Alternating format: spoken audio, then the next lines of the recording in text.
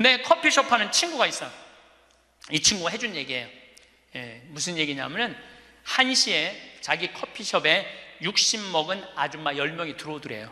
그래갖고 야, 커피 한 잔이 6,000원, 7,000원이니까 한 7만 원 버나 보다.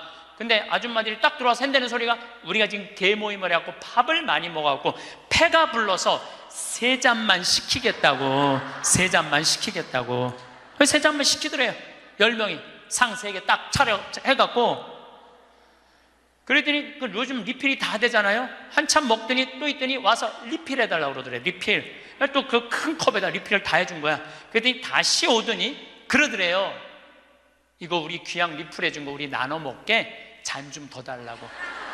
그래갖고 1시부터 3시까지 10명이 3잔 시켜서 온갖 수다 그냥 다 박장대소 하고 막 깔깔거리면서 3잔 값을 내고 나가더래요. 너무 가슴이 아프더래요. 왜냐하면은 전기세도 있고 자리세도 있고 월세도 내야 되는데 저 아줌마들 10명이 들어와서 3잔만 시켜서 먹고 나가 얼마나 가슴이 아픈지 몰라요. 늙으려면 어떻게 늙어? 곱게 늙어. 늙으려면 곱게 늙어야 돼. 나이를 먹으려면 제대로 먹어야 된다는 거예요. 나는 그래서 우리 직원들 장 보러 나갈 때 절대 못 깎게 해요. 돈 못 깎게. 그거 300원, 400원 깎아서 뭐해? 우리 직원이 지난번에 그러더라고. 자기가 저기 호박을 20개 사는데 한 푼도 안 깎길래 하나 더 얹어주더래. 더 얹어주길래 이거 우리 신부님이 깎지 말라고 그런다고. 깎지 말란다고 그래. 나도 농사 짓는 사람이라요.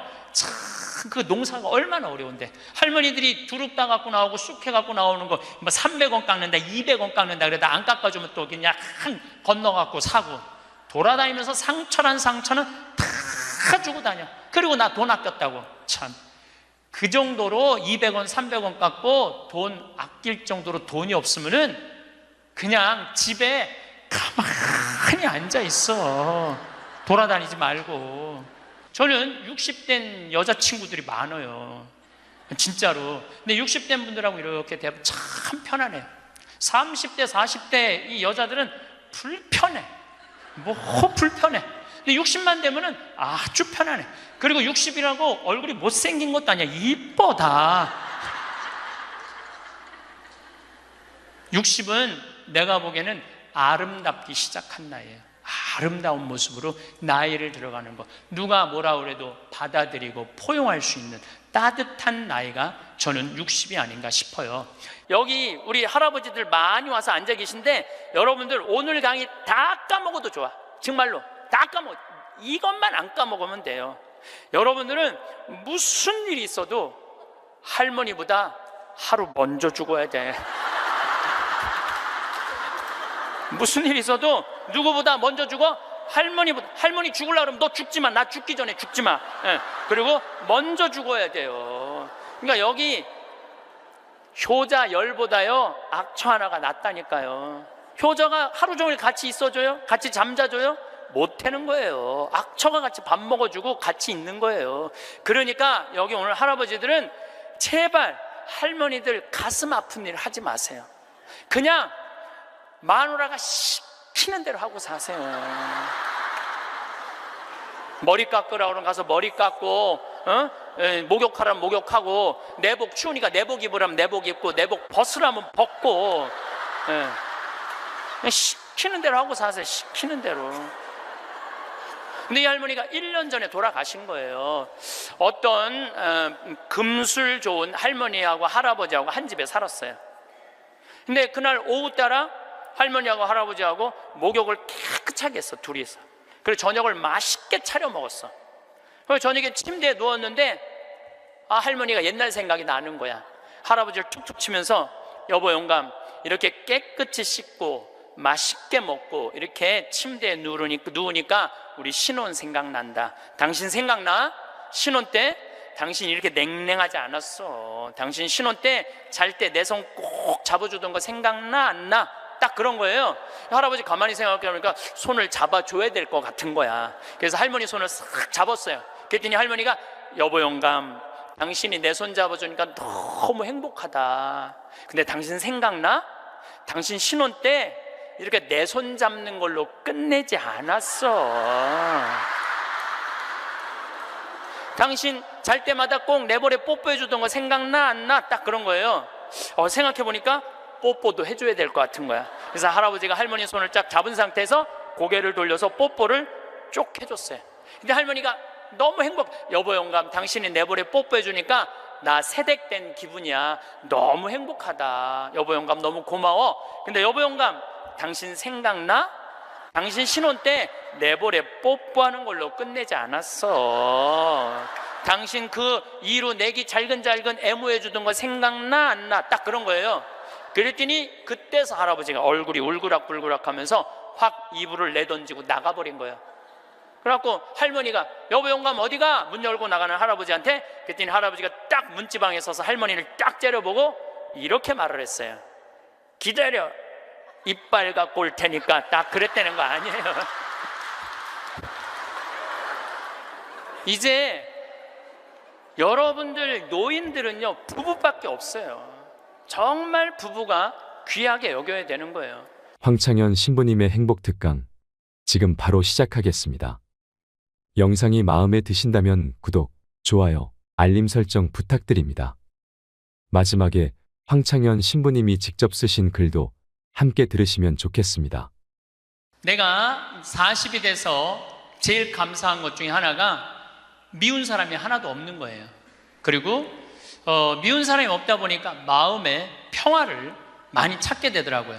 근데 문제는 마음에 안 드는 놈들은 너무 많아. 근데 여러분들 인생 살면서 모든 사람들이 마음에 들 수 있을까요?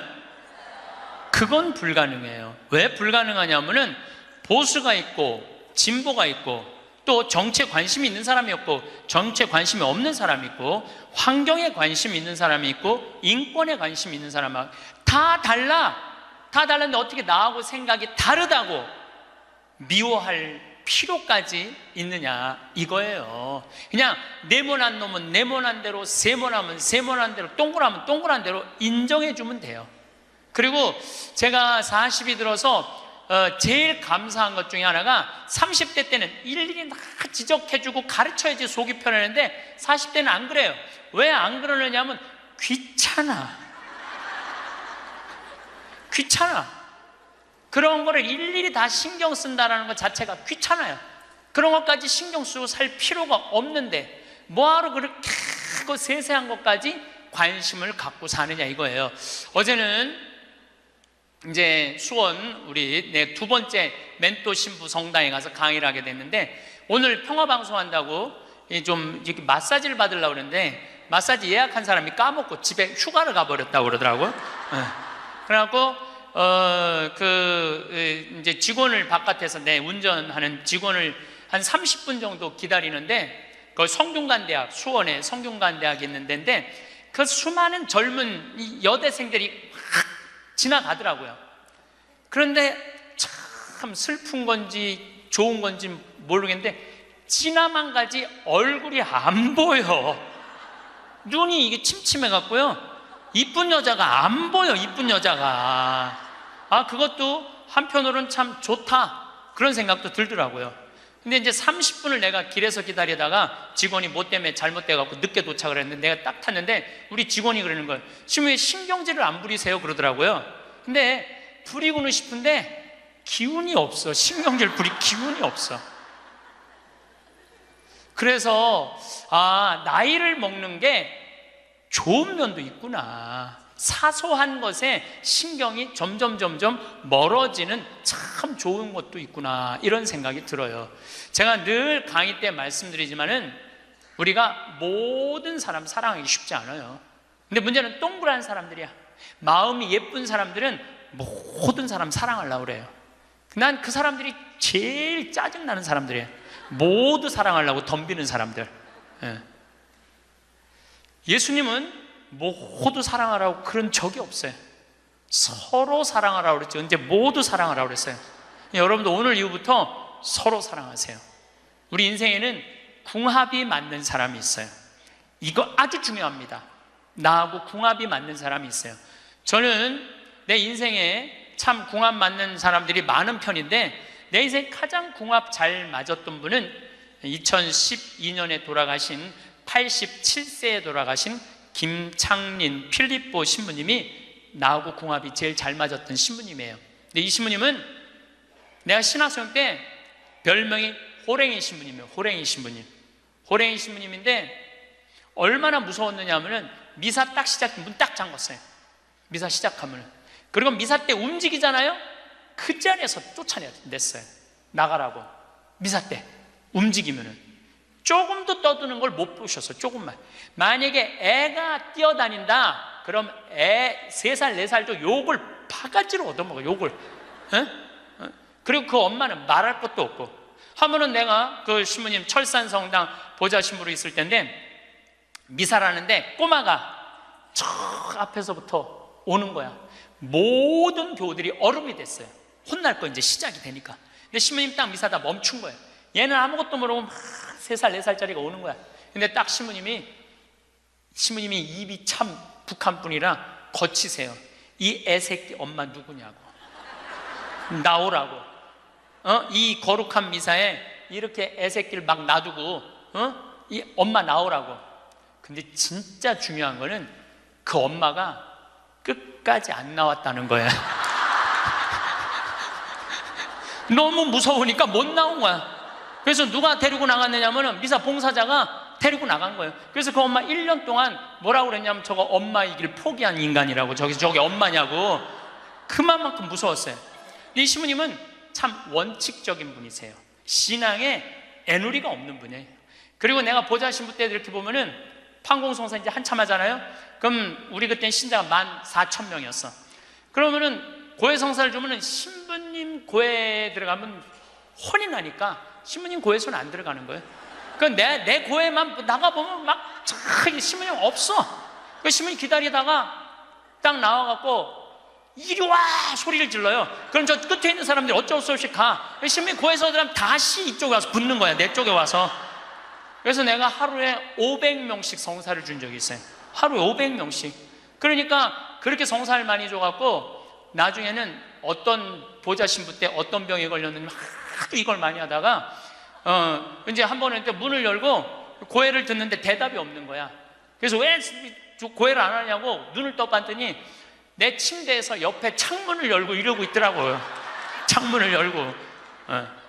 그렇게 무서운 신부님이었는데 참 편안했어요. 그래서 신부님 내가 평창의 성 필립보 신부님 본명이 필립보, 김창림 필립보. 신부님 나 생태마을 꾸미고 싶다고. 네가 한다면 내가 도와줄게. 그래갖고 신부님이 30억 평생 북한에서 넘어가고 학비 고생을 많이 하고 신학생들 장학금 한다고 신부님 모아둔 거 30억을 내놓으신 거예요. 근데 신부님이 이제 은퇴를 하셨어요. 마지막 11년 동안 내가 모시고 살았어요. 근데 한 번도 서로 큰 소리 얼굴 붉힌 적이 없어요. 그렇게 무서운 신부님인데 한 번도 얼굴을 붉힌 적이 없어요. 신부님하고 뭐 에피소드가 너무 많은데 신부님이 당신 성구가 서로 사랑하라야 내 성구 액자 너한테 줬는데 어디 있느냐고 2년을 괴롭히더라고요. 2년을. 나는 그런 거 본 적 없다. 이놈 새끼 내가 너한테 성구 줬는데 네가 내 걸 우습게 한다고 욕을 먹었는데 나중에 알고 보니까 신부님 그 철산성당 사무실에 있었던 거야. 근데 내가 그것 때문에 황당한 게 아니야. 서로 사랑하라는 성구를 내가 찾아서 우리 지금 생태마을에 걸어놨는데 참 기가 막혀요. 서로 사랑하라 그러는데 이렇게 그 뒤에 배경 그림이 뭔지 아세요? 호랑이 2마리가 서로 끌어안고 있는 거야. 한번 생태마을에 오시면 한번 보세요. 하여튼 호랑이. 그런데도 신부님하고 마지막까지 정말로 아버지 아들같이 잘 지냈어요. 근데 이제 신부님이 2월 15일 날 입원하셨는데 뭐 이제 한 3개월 보름 정도 했는데 월요일 날 돌아가실 것 같아서 우리 주교님들 다 모이고 교구청 신부들 다 모여갖고 돌아가신다고 그러는데 신부님이 안 돌아가시는 거야. 밤 12시가 돼도. 그러니까 뭐 주교님 뭐 황신부 있을 거지? 우리 각계 뭐 교구청의 신부들 우리 각계 다 가고 나만 있는. 돌아가시는 언제 돌아가시나 보는데 새벽 3시까지도 안 돌아가시네? 나는 다음날 강의 있는데 라고 신부님 하여튼 나 지금 바빠서 간다고 가는데 이틀 지났는데 느낌이 이상해. 그래서 부관장 신부한테 네가 나머지 다 해라. 나 아무래도 신부님 돌아가실 것 같다. 그래서 이제 수원 빈센트 병원에 왔어요. 딱 왔는데 신부님이 이틀 동안 혼수 상태에 계시더라고. 그래서 내가 신부님 귀에다가 이렇게 말했어요. 신부님 이제 가셔라.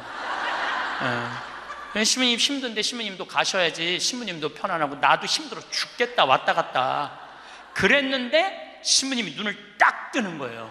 얼마나 놀랬는지 몰라요. 죽으라고 그러는데 눈 뜨니까 얼마나 내가 놀래. 그랬더니 그 신부님 모시는 자매가 그러더라고요. 부부가 아유 저거 보라고 이틀 동안 그렇게 많은 신부님들이, 그렇게 많은 그 은인들이, 지인들이 와서 신부님 눈 뜨라고 그래도 눈 한 번 안 뜨더니 저 사랑하는 신부가 와서 신부님 이제 가시라고 그러니까 눈 뜨는 거 보라고. 신부님 매일 저를 위한 미사를 하셨거든요. 매일매일. 그래서 내가 이제 신부님한테 그랬죠. 신부님 평생에 내 바람막이 대주시고 나 행복하게 해줘서 너무너무 감사하다고. 나는 사제 생활은 정말로 반은 신부님 때문에 행복하게 살았다고. 여기 이제 내가 그날 다 오라고 그랬거든요. 신부님 지인들 다 눈 한번 마주치라고. 신부 눈 다 마주치시더라고요. 그러더니 나하고 딱 눈을 마주치시면서 돌아가시더라고요.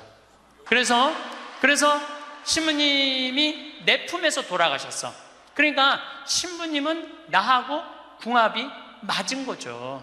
그래서 난 그분하고 평생 참 행복하게 살았어요. 여러분들도 마찬가지예요. 여러분들하고 궁합이 맞는 사람이 있어. 근데 이 동그란 사람 얘기, 이제 뭐 내가 옛날에 화가 나십니까에도 말씀드렸지만, 동그란 사람들은 뭐가 있냐면 예수님 사랑하는 마음이 이쁘니까 남 상처 주는 걸 못해. 왜냐하면 예수님한테 미안하니까. 남 상처 주는 걸 못하는 거야. 동그란 사람이 대림절 맞이하고 예수님 성탄 맞이하고 빠마를 탁 했는데 삐죽한 놈이 와서 한마디 해요. 빠마를 왜 그렇게 했어? 얼굴이 떡판 같잖아. 그러면 동그란 사람은요 가슴에서 피가 떨어져요. 안 그래도 얼굴 둥글럽적해갖고 스트레스 받는데 떡판이라고 그러면 얼마나 상처를 입어요. 그런데도 동그란 사람은 그 삐죽한 사람한테 싫은 소리 못해요. 기껏 텐대는 소리가 그러게 이번에 하다가 보니까 이렇게 나왔네. 다음에 내가 잘할게. 뭘 잘못했다고 다음에 잘한대. 그리고 어디 가서 우느냐면 성당 가서 운다니까요. 여기 있는 분들 많아. 그런 분들, 동그란 분들 많아. 맨날 울면서 상처 입고. 그래서 동그란 사람들 보면 여기에 구멍이 뽕뽕뽕뽕 나인 사람 많아요. 보면은. 그래서 동그란 사람들이랑 상담을 해보면은요 정말로 겉보기는 예쁜데 상처는 다 받은 사람 많아. 그러니까 동그란 사람은 삐죽한 놈 만나면 안 돼요. 삐죽한 놈은 누구 만나게 해주면 되냐면 별난 놈 만나게. 별난. 찔러도 안 찔리는.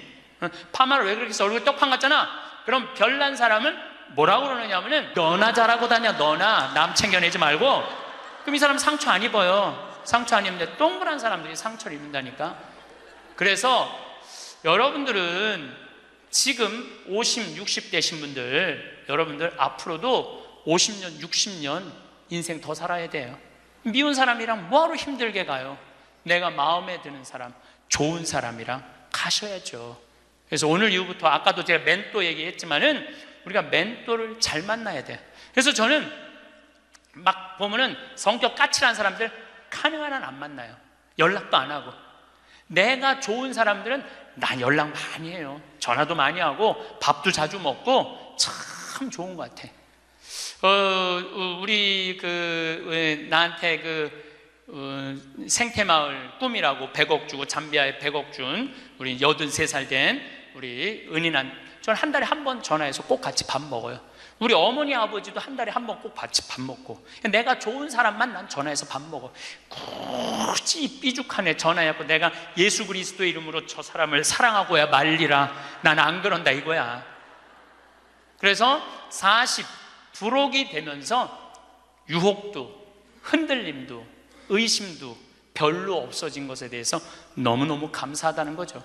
50이 지천명이야. 50이 지천명.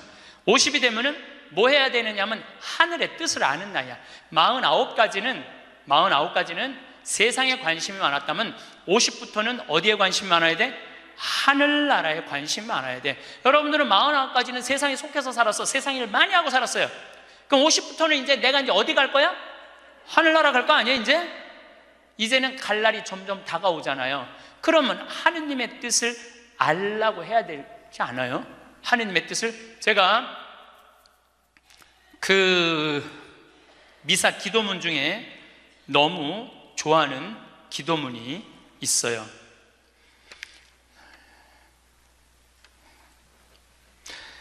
하느님 아버지 성찬의 전례 때에요, 저희가 그리스도의 죽음과 부활을 기념하며 생명의 빵과 구원의 잔을 봉헌하나이다. 또한 저희가 아버지 앞에 나와 봉사하게 하시니 감사하나이다. 많이 들어봤죠? 또한 저희가 아버지 앞에 나와 봉사하게 하시니 감사하나이다. 저는 반장, 부반장, 줄반장도 해봤던 적이 없어요. 우등상도 타봤던 적이 없어요. 내 평생에 1등이라는 건 한 번도 해본 적이 없어요. 1등이라는 건 한 번도 해본 적이 없어요. 그런데 나같이 부족한 인간이, 오늘도 이제 미사 같이 봉헌하겠지만은 이 많은 교우들한테 기도를 바쳐 올릴, 또한 아버지 앞에 나와 이 많은 교우들을 위해서 미사 드리게 해주는, 또한 아버지 앞에 나와 봉사하게 해주시니 감사나이다. 난 너무너무 영광스러운 거야. 아버지 일을 하는 것에 대해서 너무 감사하는 거야. 30대 때는 하느님의 이름을 빌려서 내 일을 했어요. 30대 때는 어땠냐, 뭐가 진행이 안 되면 성질을 있는 대로 부렸어요. 30대 때는. 근데 요즘은 막 일이 진행이 안 되잖아요. 그럼 딱 내려놔요. 그리고 이렇게 말합니다. 당신이 원하는 게 아니네. 그거 딱 내려놔요. 당신이 원하는 일이면, 하느님 당신이 원하는 일이면 되겠지.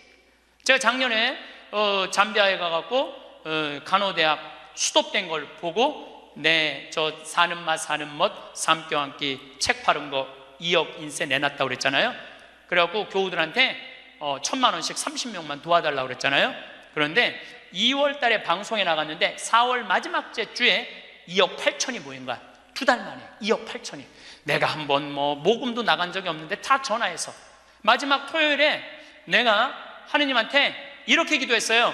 하느님, 왜 2천만 원이 비냐고. 진짜 그렇게 기도했어요. 진짜. 아니 내가 2억을 내놨으면 당신 3억 내놔야 될 거 아니냐고 그렇게 기도를 했는데, 그날 저녁에 종교도 다른 할머니가 나한테 전화했어요. 신부님, 당신이 기도를 하는 중에 내가 돈이 필요할 것 같아갖고 2천만 원 보냈다는 거예요. 2천만 원. 나는 기쁘지 않았어요. 기쁘지 않았어. 왜 기쁘지 않았냐면 너무 놀랐어요. 하느님이 다 듣고, 하느님 왜 2천만 원이 비냐고 그랬더니 그 저녁에 2천만 원을 채워주셨으니, 여러분들 기쁠 것 같아요? 무서울 것 같아요? 무섭죠. 와. 그래서 예수님이 너희들 많은 말 하지 말아라. 아버지가 너희가 필요한 것을 다 알고 계신다. 그래서 내가 기도를 안 한다니까요. 내가 기도를 안 해요. 내가 잠비아에 농업대학 세울까? 그랬더니 100억 갖다 줬잖아요. 그래갖고 농업대학 부지가 필요한데 그랬더니 1,000만 평 대통령이 줬잖아요. 어떻게 기도를 해? 생각만 해도 하느님이 이렇게 쏟아주는데 기도까지 해주면 나는 죽어. 이거 기도까지. 근데 나는 어떤 믿음이 있느냐 하면 지천명, 하늘의 뜻을 알아요. 하느님이 원하는 일이면 된다. 네. 그리고 이제 잠비아에 제가 이제 4년을 다니면서 돈도 많이 이제 그 신학교, 잠비아를 쭉 다녔는데 내가 너무너무 놀란 거는 잠비아의 신자가 500만 명이에요. 그리고 내가 다니고 있는 은돌라 교구는 신자가 100만 명이야. 100만 명. 근데 신학교가 없는 거야. 잠비아의 신학생은 지금 480명이 있대요. 근데 기숙사가 없는 거야. 1, 2학년이 철학과 이렇게 다니고 이상하게 하여튼 신학 과정이 있더라고. 그래서 은돌라 교구의 반달 주교님께서 나한테 요청이 왔어요. 우리 여기 잠비아에 신학교를 좀 줘달라고. 근데 그 신학교 짓는 거 어렵잖아. 땅 이미 1,000만 평 있고 10억이면 신학교 짓거든요. 10억이면 벌써 100억 기증 받았고, 나는 농업대학만 할 생각을 했지 그 신학교 줘줄 생각을 안 했거든요. 근데 생각해보니까 이거 신학교 짓는 거 이게 정말로 의미 있는 일이구나. 이게 누구의 뜻이냐? 1,000명이라는 거야. 하느님의 뜻이구나. 그래서 요즘 이제 신학교를 이제 설계를 다 끝냈어요. 신학교 설계도 다 끝났어. 그래갖고 짓는데 이제 반달 주교님이 지난 9월달, 10월달에 한국에 들어오셨어요. 근데 또 마침 우리 수원교구의 이용훈 주교님께서 그러면은 저도 그렇죠. 우리 수원교구 주교님 이름으로 책임지고 끝까지 져주기로 두 주교님께서 사인을 딱 했어.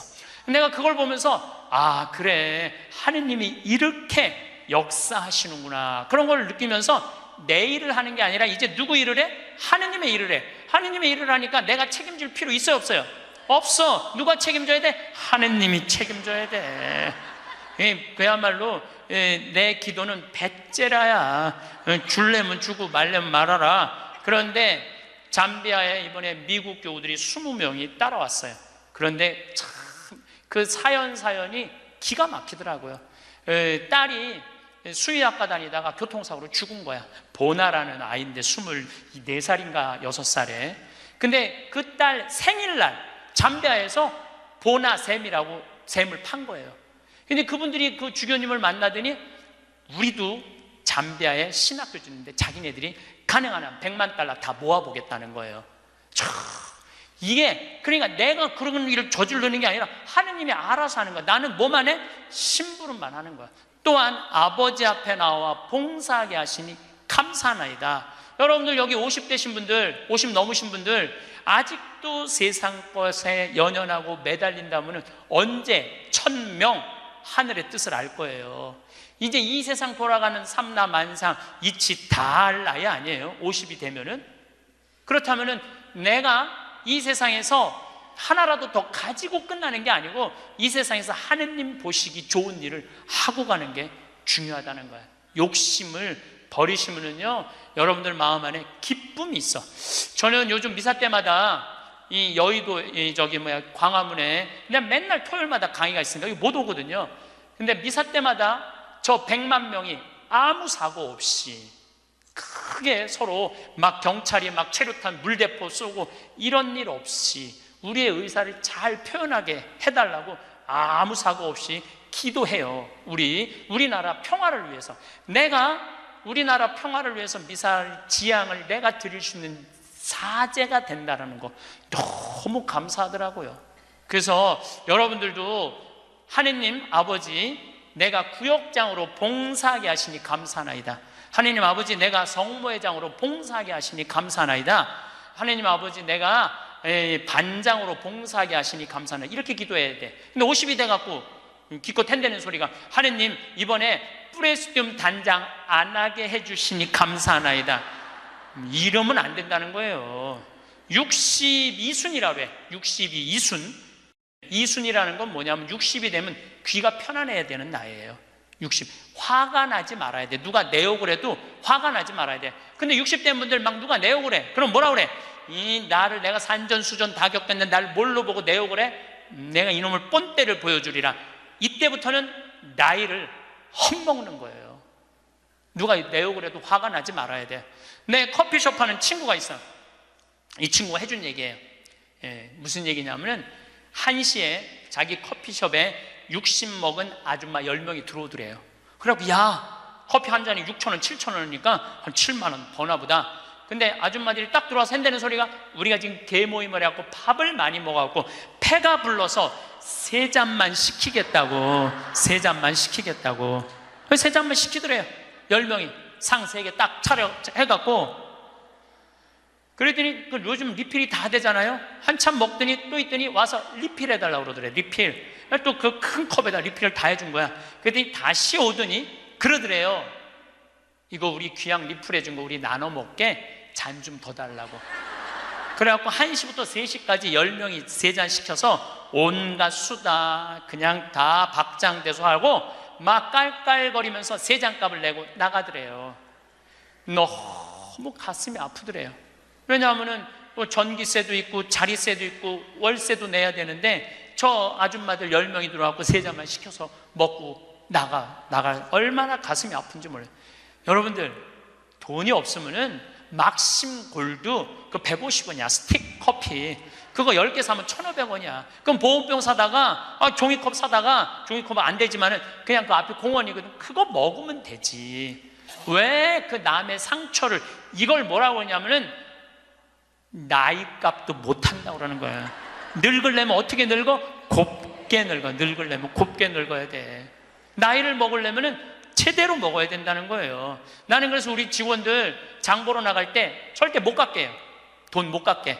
그거 300원, 400원 깎아서 뭐해? 우리 직원이 지난번에 그러더라고. 자기가 저기 막 호박을 20개를 사는데 한 푼도 안 깎길래 하나 더 얹어주더래. 더 얹어주길래 아, 이거 우리 신부님이 깎지 말라고 그런다고. 깎지 말란다고 그래. 나도 농사 짓는 사람이라요. 참 그 농사가 얼마나 어려운데. 할머니들이 두릅 따 갖고 나오고 쑥해 갖고 나오는 거 뭐 300원 깎는다, 200원 깎는다 그러다 안 깎아주면 또 그냥 건너 갖고 사고, 돌아다니면서 상처란 상처는 다 주고 다녀. 그리고 나 돈 아꼈다고. 참, 그 정도로 200원, 300원 깎고 돈 아낄 정도로 돈이 없으면은 그냥 집에 가만히 앉아 있어. 돌아다니지 말고. 예. 그래서 나이값을 해야 된다는 거예요. 나이값. 늙으려면 어떻게 늙어? 곱게 늙어야 돼. 늙으려면. 그리고 60이 되면은 이순이라는 게 뭐냐면은 누가 내 욕을 해도 화가 나지 말아야 되는 것뿐만 아니라 이해 안 되는 게 없어야 돼요. 삼라만상 우주, 아까 1000명이라고 그랬죠. 1000명 안에는 우주 만물의 조화까지 다 알아야 돼. 그 60이 되면은 이해 안 되는 게 없어야 돼. 내가 60대 신분 중에 너무너무 멋있는 분 한 분을 알고 계세요. 난 그분 지금 얼굴도 본 적이 없는 분이에요. 얼굴도 본 적이 없는데 이분이 얼마나 멋있느냐 하면은 성모회장이래, 어느 성당에. 근데 내 후배 신부 중에 하나가 5년 전에 옷을 벗었어요. 신학교 때 내가 굉장히 예뻐했던 아이인데 자기 기쁘지 않대. 사제로서 기쁘지 않대. 사제로서 기쁘지 않으니까 미사를 드릴 수가 없는 거예요. 그거 여자 문제보다도 더 고통스러운 거예요. 내가 사제로서 기쁘지 않아. 그래서 나는 더 이상 제사를 드릴 수 없다. 그래서 옷을 벗고 나간 거야. 이 신부님 혼자 쭉 사는 거죠. 근데 그 본당 신부였을 때 성모회장님이었대. 성모회장님이었는데 이 신부님이 5년 동안 혼자 사는 걸 알고 딸이 36인가 37이래. 딸한테 그랬대요. 너 그 신부님 알지? 알고 있대. 근데 그 신부 옷 벗은 거 알지? 알고 있대. 근데 너 지금 시집도 안 가고 혼자 사니? 이렇게 허송세월 보내지 말고 신부님 외롭고 힘든데 너 신부님한테 시집이나 가서 밥도 해주고 빨래도 해주고 의지가지 하면 어떻겠느냐? 그 성모회장님이 남편도 설득했대. 당신 저 본당 신부님 있을 때 저런 사이 하나 있으면 좋겠다고 그러지 않았느냐고. 저 사이 사모면 되지 않겠느냐고 남편도 설득하고 남편도 좋다고 그랬대. 그래갖고 이번 3월 신부님한테 찾아간 거야. 내 딸 줄 테니까 신부님 혼자 외롭게 살지 말고 내 딸 이제 데리고 같이 살았으면 좋겠다고. 그래서 이번 3월 달에 결혼을 시킨 거야. 60이 되려면 그 정도는 돼야지. 60이 되려면 그 정도는 돼야지. 신부님도 옷 벗고 나가면 내가 저 신부님 더럽다고, 저 신부님 저럴 수 있느냐고, 내가 그렇게 안 봤는데 욕이나 하고 돌이나 던지고, 그건 나이를 헛먹는 거예요. 그 신부는 얼마나 힘들었겠어. 인생 살면서 자기 맞지도 않는 옷 입고 이러지도 못하고 저러지도 못하고 부모님 상처 줄까 봐 옷도 못 벗고 얼마나 힘들겠어. 그 정도 이해는 돼야지. 60이 돼갖고 옷 벗고 나가면 나는 이해가 안 되네. 저 신부님 왜 옷을 벗고 나갔을까. 그래서 60이라는 건요 정말 아름답기 시작한 나이에요. 저는 60된 여자친구들이 많아요. 진짜로. 근데 60된 분들하고 이렇게 대하면 참 편안해요. 30대, 40대 이 여자들은 불편해. 불편해. 근데 60만 되면은 아주 편안해. 그리고 60이라고 얼굴이 못생긴 것도 아니야. 이뻐 다. 60은 내가 보기에는 아름답기 시작한 나이에요. 아름다운 모습으로 나이를 들어가는 것. 누가 뭐라 그래도 받아들이고 포용할 수 있는 따뜻한 나이가 저는 60이 아닌가 싶어요. 70이 종심소욕 불육이라고 그래요. 뭐라고 하면 70이면 마음을 따른, 욕구가 일어나는 마음을 따라도 법에 어긋남이 없는 나이야. 그러니까 내가 한 70 넘은 분이 내가 욕심껏 행동을 해도 그게 법에 어긋나지 말아야 돼. 다시 말해서 좀 쉽게 얘기하면 우리 천주교 교우들 알아듣기 쉽게 말하면 70에 내가 하는 행동이 하느님이 하는 행동하고 똑같아야 돼. 70은. 근데 70된 할머니들 막 잔치집에 갔는데 그냥 부친 게 맛있다고 꼬쟁이에 그 집에 뭐 부친 게 남든 뭐 모자라든 상관하지 않고 꼬쟁이에 싸갖고 막 그게 이제 늙으려면 곱게 늙으려는 거예요. 그러면 안 된다는 거예요. 70. 그 분류구라는 게 뭐냐면 자야, 자. 예. 자아가 넘침이 없는 거, 넘침이 없는 거. 우리 요셉 성인을 의인이라고 그러죠? 왜 의인이라고 그러는지 아세요? 목수들은 자가 생명이에요. 그래서 길이가 정확해야 돼. 그래서 목수들은 재판할 때도 누구를 불러냐? 목수를 불러요. 목수를 불러갖고 이 사람이 정확하게 계산한 거냐? 누가 다 계산해줘? 목수들이 계산해줘서 그 의인이야, 의인. 그러니까 어긋남이 없는 거야, 어긋남이. 70이 되면은. 근데 70이 됐는데도 불구하고 욕심을 부리고.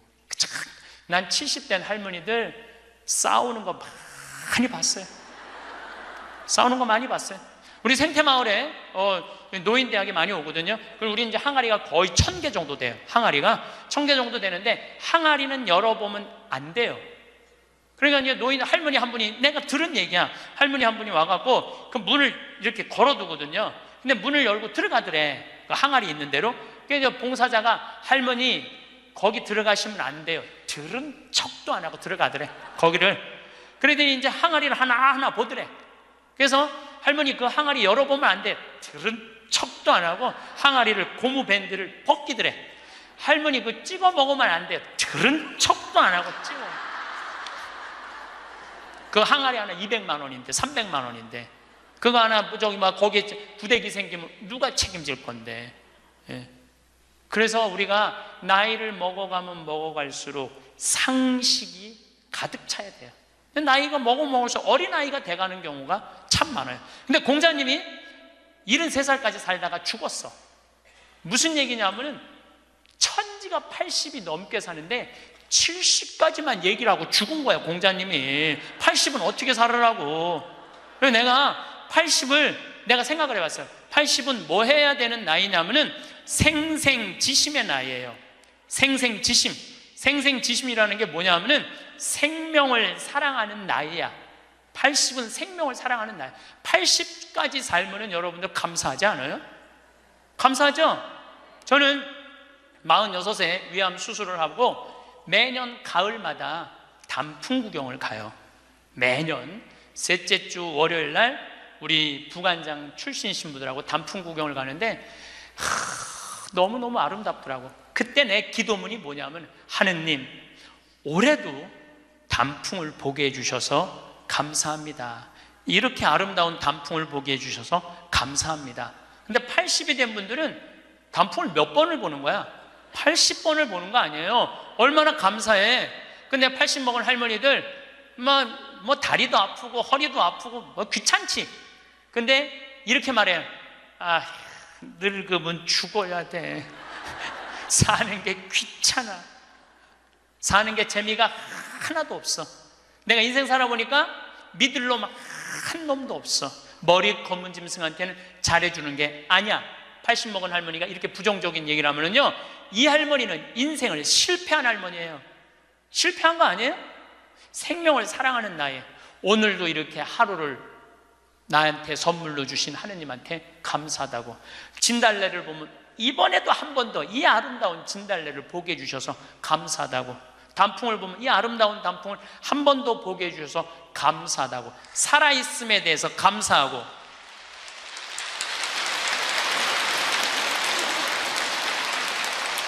생명에 대해서 사랑하는 마음. 예. 저는 우리 요즘 대리임 때 우리 직원들 마니또를 해요. 작년에 느닷없이 마니또를 하자고 그러더라고요. 그래서 이제 쭉 뽑았어. 우리 직원이 40명인데 나는 이제 60 먹은 형제가 뽑혔어요. 근데 한 달 동안 그 형제만을 위해서 기도한다는 게 좀 그렇더라고요. 왜냐하면 내가 40명의 목자인데, 그래서 내가 매일 한 명씩 이름을 부어서 묵주기도 5단을 해줬어요. 나는 어떤 신념이 있느냐면, 하루에 묵주기도 기도 5단 이상 하면 안 된다는 신념이 있어요. 5단도 힘들어 죽겠는데 막 20단 30단 하는 사람들 보면은 놀라워. 뭐 한다고 20단 30단씩이나 해. 하루에 5단 이상 하면 안 된다는 신념이 있어요. 그런데 날짜는 30일인데 직원은 40명이잖아요. 그러니까 5단은 무조건 선물로 줘야 될 거 아니야. 하루에 10단을 하게 되더라고요. 그런데 하루가 너무 충만한 거야. 막 식단을 하니까 더 충만한 거야. 이거 봐라. 이 남을 위해서 기도하는 게 참 좋으네. 너무 좋더라고, 기도하는 게. 1월 달에 딱 되고 나는데 우리 어머니 아버지 막내 세연이라고 이제 증손녀가 태어났는데 23명이야. 매일 한 명씩 묵주기도 5단을 했어요. 2월 달에는 내가 이제까지 살아오면서 나하고 사이 좋았는데 죽은 사람들 위해서 묵주기도 5단. 여러분들 여기 화랑에 작년 12월 14일 날 내 친구 신부 김순겸 사도 요한 신부가 모잠비크에서 선교사 하다가 죽었어, 교통사고로. 근데 그 신부가 그림 그린 거 여기 지금 전시해요. 난 그렇게 그림 잘 그리는지 몰랐어. 지금 아까 내려왔다 왔는데 너무 그림 잘 그리더라고. 우리 순겸이 신부, 성모님이 너무 사랑하지만 천당 가게 해달라 그러고, 또 안토니오 신부, 여러 신부들, 또 내가 글라라, 하여튼 죽은 사람들 한 달 동안 기도해 주니까 기분이 내가 너무 좋더라고.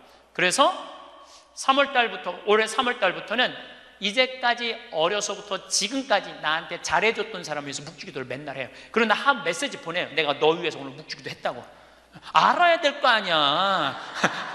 내가 그렇게 힘들게 묵주기도 5단 했는데 알아야 될 거 아니야. 근데 다 못했어요. 신부님 미운 사람 없어요? 여러분들, 내 가슴이 얼마나 넓다고 미운 놈까지 다 고이 간직해야 돼? 그렇지 않아요? 여러분들, 미운 사람 꼭 가슴에 간직해야 돼요? 미운 사람 빨리 빼버리세요. 그리고 어떤 사람만 간직하면 돼? 좋은 사람, 소중한 사람만 하면은 그러게도 우리 인생은 벅차요. 내가 6.25 전쟁 똥구멍이 찢어지게 가난할 때 그때 내 돈 떼어먹고 도망간 놈, 내 상처 준 놈 그냥 기억할 필요가 뭐가 있냐 이거예요. 80이 돼서 이제까지 큰 사고 없이 6.25 넘어오고 그 힘든 거 다 넘어와서 지금 살면은 오늘 하루 밥 세 끼 먹으면 감사하면 돼요. 그래서 80 되신 분들은 입에서 뭐가 나와야 돼? 감사가 나와야 돼. 제가 자신 껴안기라는 주제로 이야기를 이제까지 했습니다. 여러분들, 나 자신을 껴안을 줄 알아야지, 잘 살아요. 잘 살아야지 잘 죽을 수가 있어요. 그래서 15에 지우학하고, 30에 립하고, 40에 부록하고, 50에 지천명하고, 60에 이순하고, 70에 불류구하고, 80에 생생지심의 단계에 내가 갔는가? 이걸 물어보자는 거예요. 나는 지금 어떤 단계인가? 나는 뜻도 안 세운 거 아닌가? 뜻도 안 세우고 공부도 안 하고 또 내가 섰다면은 어떻게 살아가야 될 것인가? 쓴 사람으로서. 그 나는 정말로 욕심 없이 유혹받지 않고 악의 유혹을 받지 않고 정직하게 살아가는, 주님 보시기에 좋게 살아갔는가? 그리고 하늘의 뜻은 내가 알고 있는가? 하늘의 뜻은. 그리고 마음이 평화롭게 이순하고 있는가? 내가 하는 행동이 하느님이 하는 행동하고 똑같은가? 그리고 생명을 사랑하는 나인가? 그걸 알아야 돼. 그러면은 그런 정도의 사람이 되려고 그러면 공부해야 돼. 신부님, 저는요 신학교 공부했죠, 환경공학 공부했죠, 그 다음에 글 공부했어요. 그래서 저는 한국문인 회원이고 국제 팬클럽 회원이에요. 물론 우리 가톨릭 문인 회원이에요. 그래서 글 쓰는 공부 많이 했어요. 제가 잘났다는 게 아니고 끊임없이 공부하는 걸 게을리하면 안 돼요. 저는 요즘 무슨 공부를 하느냐면 성서 공부를 하고 있어요. 안병철 신부님 사도행전 강의 참 열심히 들어요. 최승종 신부님 강의 참 좋아요. 끊임없이 들어요. 요즘 사도 바울에 대해서 공부 많이 해요. 정말로 재밌더라고요. 사도 바오로 보통뿐이 아니야. 사도 바오로가 예수님이 30년에 돌아가셨는데 사도 바오로는 35살에 개종을 해요. 5년 동안 천주교 신자를 얼마나 많이 박해했는지 몰라. 5년 동안 집집마다 다니면서 잡아 감옥에다 가뒀어요. 집집마다. 스테파노 죽일 때 옷 들고 있었고, 그리고 다마스커스로 가다가 말에서 떨어지죠. 예수님이 사울아 사울아 왜 나를 박해하느냐.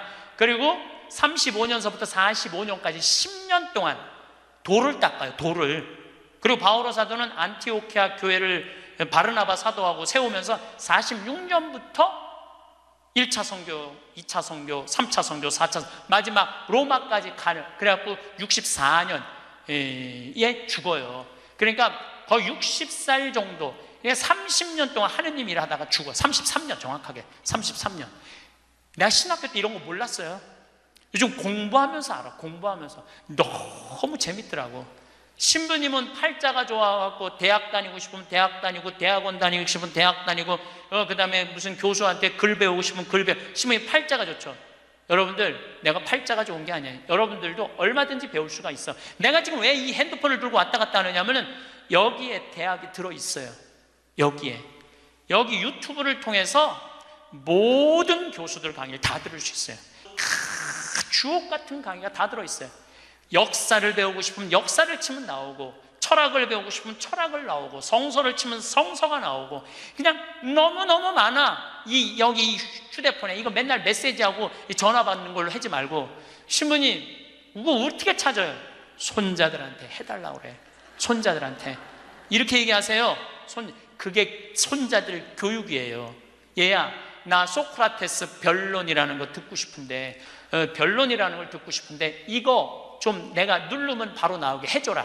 그럼 걔 그거 찾아서 걔도 공부해. 맨날 게임만 하다가 할머니가 이거 좀 깔아달라고 그러면 걔 기가 막히게 깔아줘요. 누르면 나와. 누르면.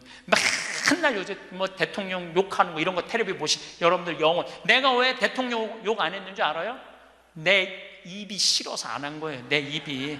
예. 지금 얼마나 이 아름답고 멋있는 일이 많은데 그런 거에 내 영혼, 여러분들 영혼 망가질 거 하나 없어요. 결국은 내가 서야 돼. 내가 깨우쳐야 돼. 배우고 익히니 이 또한 기쁘지 아니한가? 라는 우리 공자님 말씀대로 저는 여러분들이 공부했으면 좋겠어요. 공부를 하면은요, 소크라테스 말씀처럼 지식은 덕으로 가고 덕은 곧 행복으로 이어진다는 거예요. 그래서 우리 교우들 열심히 공부하셔서 조금 더 성숙한 사람으로 변화되어 나갔으면 좋겠어요. 영광송 바치겠습니다. 성부와 성자와 성령의 이름으로. 영광이 성부와 성자와 성령께. 성부와 성자와 성령의 이름으로. 아멘. 감사합니다.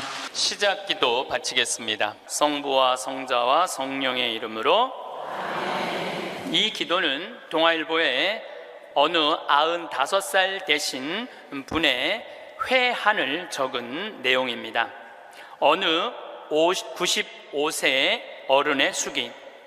나는 젊었을 때 정말 열심히 일했습니다. 그 결과 나는 실력을 인정받았고 존경을 받았습니다. 그 덕에 65세 때 당당한 은퇴를 할 수 있었죠. 그런 내가 30년 후인 95살 생일 때 얼마나 후회의 눈물을 흘렸는지 모릅니다. 내 65년의 생애는 자랑스럽고 떳떳했지만 이후 30년의 삶은 부끄럽고 후회되고 비통한 삶이었습니다. 나는 퇴직 후 이제 다 살았다. 남은 인생은 그냥 덤이다 라는 생각으로 그저 고통 없이 죽기만을 기다렸습니다. 덧없고 희망이 없는 삶, 그런 삶을 무려 30년이나 살았습니다. 30년의 시간은 지금 내 나이 95세로 보면 3분의 1에 해당하는 기나긴 시간입니다. 만일 내가 퇴직할 때 앞으로 30년을 더 살 수 있다고 생각했다면 난 정말 그렇게 살지는 않았을 것입니다. 그때 나 스스로가 늙었다고, 뭔가를 시작하기에는 늦었다고 생각했던 것이 큰 잘못이었습니다. 나는 지금 95살이지만 정신이 또렷합니다.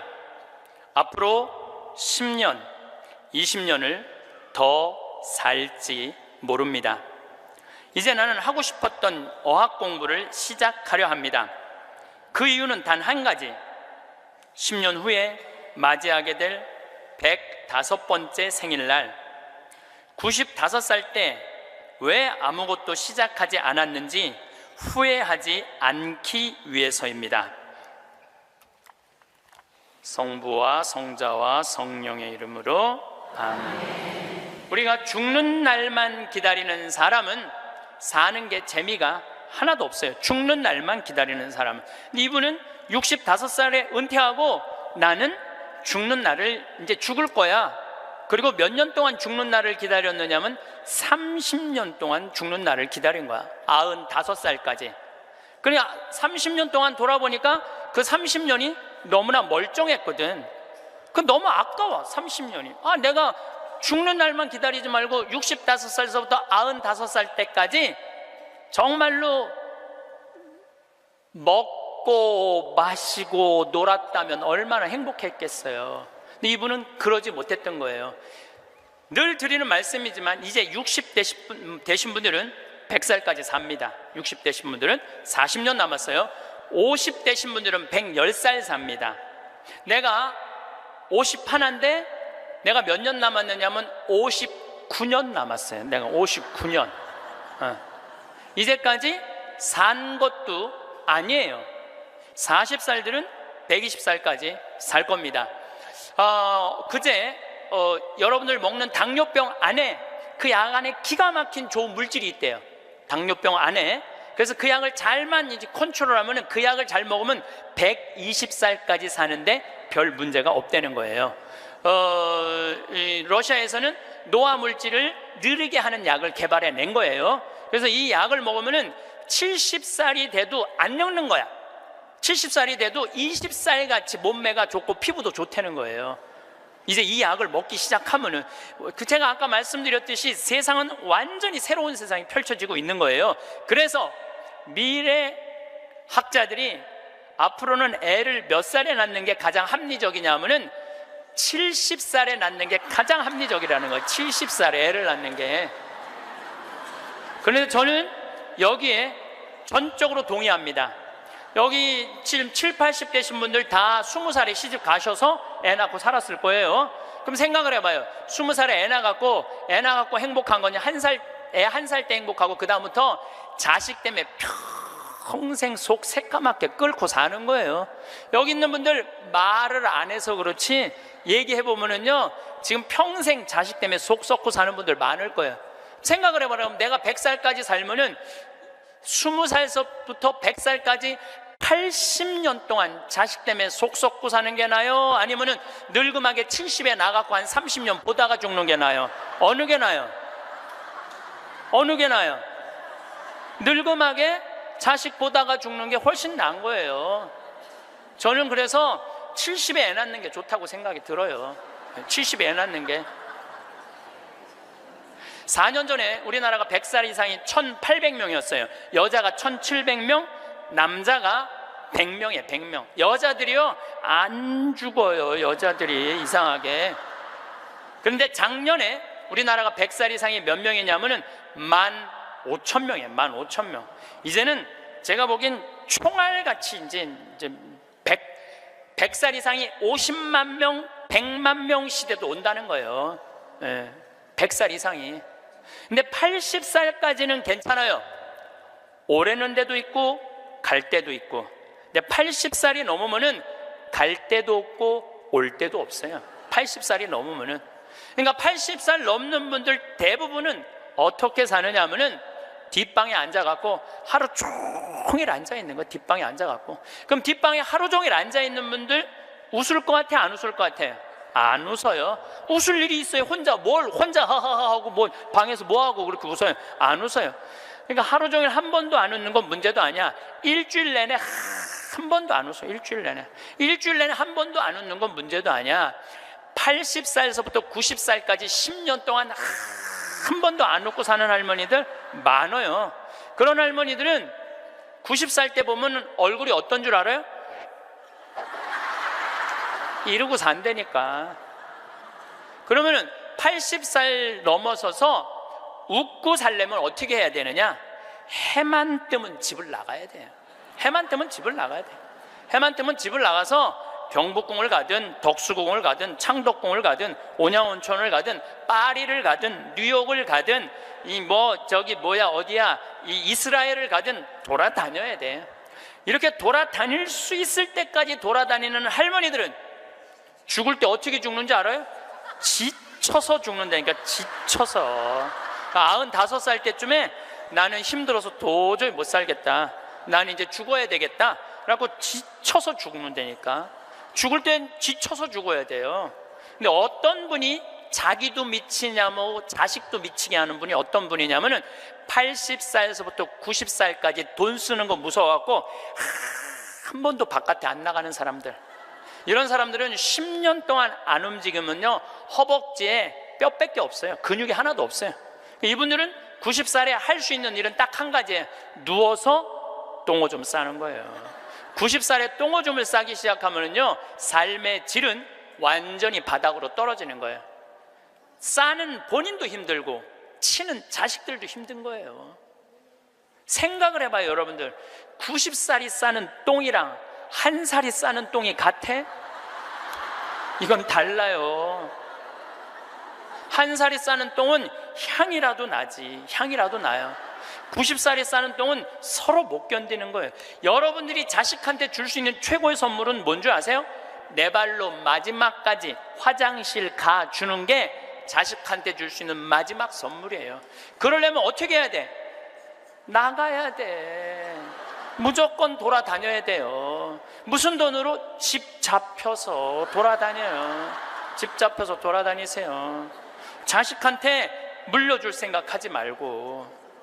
여러분들이 만약에 70살에 다 살았다고 생각하고 자식들한테 재산을 물려주는 순간 여러분들은 자식 잃어버리고 재산 잃어버리고 인생 잃어버리는 거예요. 여러분들 70살에 자식들한테 재산 주면은 자식이 계속 찾아오고 용돈 주고 찾아와요, 안 찾아와요? 용돈도 안 주고요, 찾아오지도 않아요. 그래서 이번 10월 2일 날 노인의 날 무슨 법이 발효가 됐느냐면 불효자 방지법이 발의가 됐어요. 불효자 방지법. 불효자 방지법이 뭐냐면은 내가 재산 주고 다 줬는데, 집도 줬는데 자식이 용돈도 안 주고 찾아오지도 않으면은 내가 준 재산, 내가 준 집을 다시 찾아올 수 있는 법 아니에요. 예, 그냥 다시 찾아올 수 있는 건, 넌 용돈도 안 주고 나 책임도 안 지니까 원래 내 자산이니까 내 다시 갖고 올게. 그런데 70살이 넘어서 법원에 다시 준 재산 찾아오겠다고 법원에 소송 걸 수 있는 할머니들이 몇 명이나 될 것 같아요? 그냥 참고 사는 거예요. 참고, 속은 새카맣게 참고 사는 거야. 그러니까 가만히 보니까 만만한 게 나야, 나. 예, 왜냐하면 저 신부님한테 찾아가면 저 신부님은 나를 받아줄 것 같은 생각이 드는 거지. 그러니까 나한테 70살 넘은 분들이요 전화해갖고요, 신부님 사정 얘기 다 해요. 나 자식들한테 재산 주고 다 줬는데 자식들 박사 사업하고 잘 사는데 나 찾아오지도 않는다고. 그런데 나 너무 멀쩡하다고, 나 아직도 건강하다고, 나 평창해갖고 설거지도 할 수 있고 빨래도 할 수 있고 다 할 수 있다는 거예요. 청소도 할 수 있고. 그래서 나 신부님하고 같이 살고 싶다는 그런 분들 많아. 요즘 나하고 살자는 여자가 너무 많아.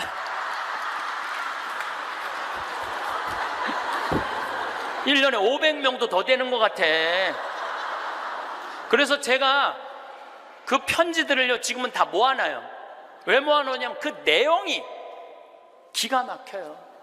내용이, 내가 신부님 자식을 어떻게 키워서 어떻게 성공시키고 어떻게 재산을 물려줬는데 나한테 이럴 수가 있느냐고 그렇게 구구절절 편지 쓰는 분이 많아요. 그런데 그 자식 재산은 찾아올 생각하지 않고 내가 자식보다 낫게 생각이 드는 거지. 나하고 살자고. 내가 직접 받은 전화인데 85살 된 할머니예요. 85살 됐는데 70에 아들이 그러더래요. 어머니, 나 이제 어머니 어차피 모셔야 되고 어머니도 이제 나하고 같이 살아야 되지 않느냐. 그러니까 나 5천만 원 있고 어머니 3억 있는데 그 돈 나한테 주면은 내가 아파트 분양 받아서 어머니 모시고 살겠다고. 자기는 5천만 원 투자하고 엄마는 3억 투자하고 자기가 모시고 살겠다고. 자기가 들어가서 사는 건데 말은 자기가 모시고 산다고.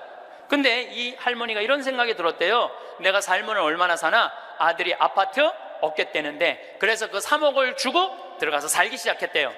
여러분들, 나이를 먹어서 자식이 내 집에 들어와서 사는 거랑 내가 자식 집에 들어가서 사는 거는 하늘과 땅 차이예요. 하늘과 땅 차이예요. 만약에 자식이 들어와서 사는데 마음에 안 들잖아요? 나가라고 그러면 돼. 근데 만약에 내가 자식하고 같이 살겠다고 합쳤는데 자식이 너무 마음에 안 들어, 며느리가 너무 마음에 안 들어, 그리고 대개 80된 분들은 며느리가 몇 살쯤 되냐면 60살쯤 돼요. 이 60살쯤 되는 며느리는 눈에 뵈는 게 없는 사람들이에요. 그럼 누가 나가야 돼? 80살짜리가 들고 나가야 돼요. 80살짜리가 나가야 돼요. 이게 현실이에요, 현실. 제가 며칠 전에도 들은 얘기예요. 6억을 들고 할머니가 아들 집으로 들어갔대요. 아들 집으로 6억을 들고 들어가든 60억을 들고 들어가든 그건 아무 상관이 없어요. 자식 집에 들어가서 사느냐 안 사느냐, 그게 중요한 거예요. 그런데 6억을 들고 들어갔는데 냉장고에 있는 사과도 마음대로 못 먹겠더라는 거예요. 왜냐하면 이거 혹시 며느리가 손자 주려고 갖다 놓은 거 아닌가. 그래서 전화를 했는데요. 얘야, 나 이거 먹어도 되느냐고. 왜 그러고 사느냐 이거예요. 그냥 혼자 편안하게 6억짜리면 3억짜리 아파트 가고 3억은 은행에다 넣어놓고 한 달에 100만 원만 써도 30년을 먹고 살 수 있는데 왜 그렇게 사느냐 이거예요. 그리고 이제 여러분들의 인생의 주인공은 누구냐면 여러분들이에요. 자식이 여러분들 효도할 수 없어요. 이제는 효도는 할 수 없는 세상이에요. 제가 아주 단언을 합니다. 여러분들, 효도는 할 수도 없고 받아 먹을 수도 없는 세상이에요. 생각을 해봐요. 여러분들 110살까지 산다고 생각을 해봐요. 110살 먹은 엄마가 90살 먹은 아들한테 전화해갖고 얘야, 너 왜 나 요즘 안 찾아와? 그러면은 90살 먹은 아들이 당황스러울 거예요. 엄마 아직도 안 죽은 건가? 죽었는지 안 죽었는지 헷갈리는데, 가끔씩 엄마가 전화해갖고 너 왜 나 안 찾아오냐면 아들이 90살 먹은 아들이 당황스러울 것 같아요, 안 당황스러울 것 같아요? 살았는지 죽었는지도 몰라요. 90살 된 아들은. 막말로 여기 계신 분들 지금 8, 90된 어머니 하루에 몇 번 생각해요? 떨어져 살면은 일주일에 한 번도 생각 안 할 때도 많을 거예요. 일주일에 한 번도. 근데 엄마는 오로지 자식만 생각하는 거야. 왜? 자기 인생을 살 줄 몰라서 그러는 거예요. 자아실현이 뭔지 몰라서 그런 거예요. 자아실현. 자기 인생을 산 사람은 자식이 있든 없든, 자식이 찾아오든 안 찾아오든 아무 상관없이 자기 인생을 살아요.